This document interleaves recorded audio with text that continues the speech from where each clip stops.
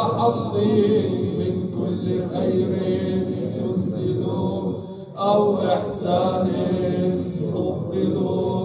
أو بر تنشر أو رزق تبسط أو ذنب تغفر أو خطأ تستر يا ربي يا ربي يا ربي يا إلهي وسيدي ومالك ومولاي ومالك رزقي يا من بيده ناصيتي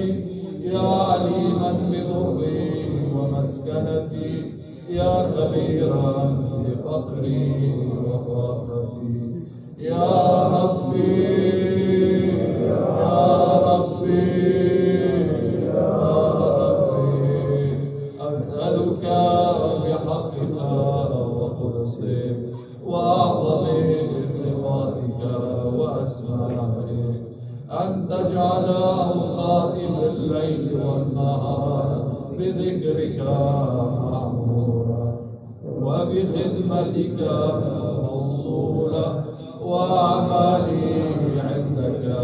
مقبولة حتى تكون أعمالي وأولادي كلها وردا واحدا وحالي في خدمتك سرمدا يا سيدي يا من عليه معولي يا من إليه شكوت أحوالي يا ربي يا ربي يا ربي قوي على خدمتك جوارحي واشدد على العزيمة جوارحي وهب لي الجد في خشيتك والدوام في الاتصال بخدمتك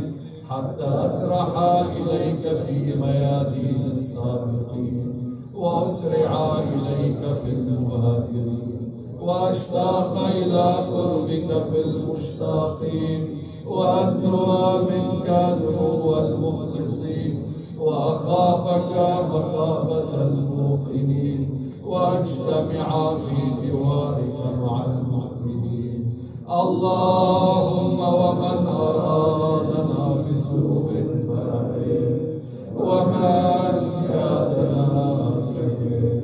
واجعلنا من أحسن عبيدك نصيبا عندك وأقربهم منزلة منك وأخصهم زلفة لديك فإنه لا ينال ذلك إلا بفضلك وجد لي بجودك واعطف علي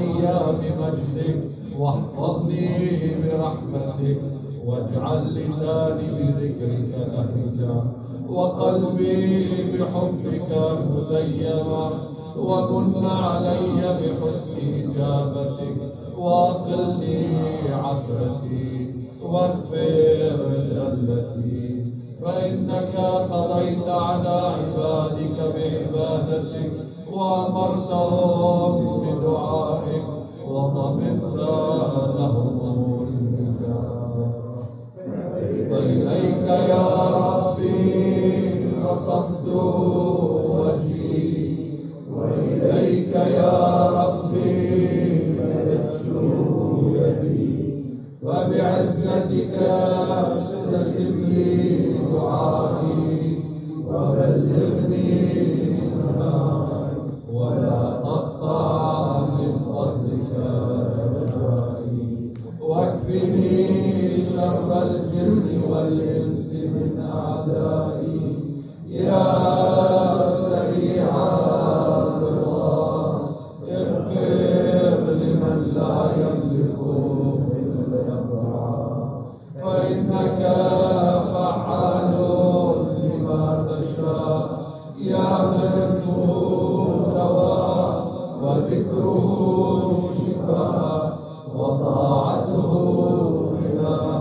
ارحم من رأس ماله